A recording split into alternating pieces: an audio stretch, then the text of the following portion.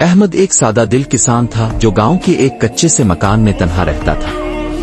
بیوی بچپن میں چل بسی اولاد کبھی نصیب نہ ہوئی۔ زندگی کے جھمیلوں میں اس کا واحد سہارا تھا شیرو۔ شیرو کوئی عام کتا نہیں تھا، وہ احمد کے دکھ سکھ کا ساتھی، تنہائی کا مداوا اور ہر لمحے کا گواہ تھا۔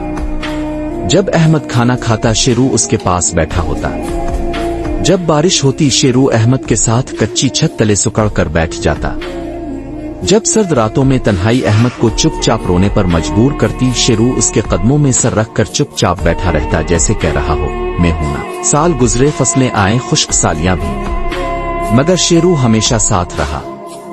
ایک سرد دن احمد جنگل کے قریب کھیتوں میں کام کر رہا تھا کہ اچانک اسے ایک سانپ نے کاٹ لیا۔ احمد لڑکھڑایا، زمین پر گرا اور پھر ساکت ہو گیا۔ قریب کوئی نہ تھا مگر شیرو وہاں موجود تھا۔ وہ کچھ لمحے حیران کھڑا رہا، پھر وہ دوڑتا ہوا گاؤں کی طرف بھاگا۔ راستے میں ہر آتے جاتے شخص کو بھونک کر بلانے کی کوشش کرتا، کبھی احمد کی چپل منہ میں لے جاتا، کبھی واپس لوٹ کر احمد کے گرد چکر لگاتا۔ آخرکار ایک بچہ اس کی حرکتوں پر چونکا اور پیچھے آیا، پھر گاؤں والے دوڑتے آئے۔ احمد بے ہوش تھا مگر سانسیں باقی تھیں۔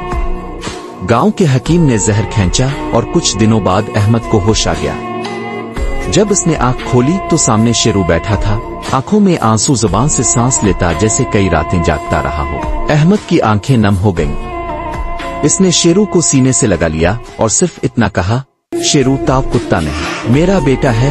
شیرو خاموش تھا مگر اس کی دم ہل رہی تھی، جیسے وہ جانتا ہو کہ وہ لفظوں کی ضرورت نہیں، دل کی زبان کافی ہے۔ کہانی کا سبق: محبت اور وفاداری صرف انسانوں میں نہیں ہوتی، بعض اوقات وہ رشتے جو ہم خود چنتے ہیں وہی سب سے سچے ہوتے ہیں۔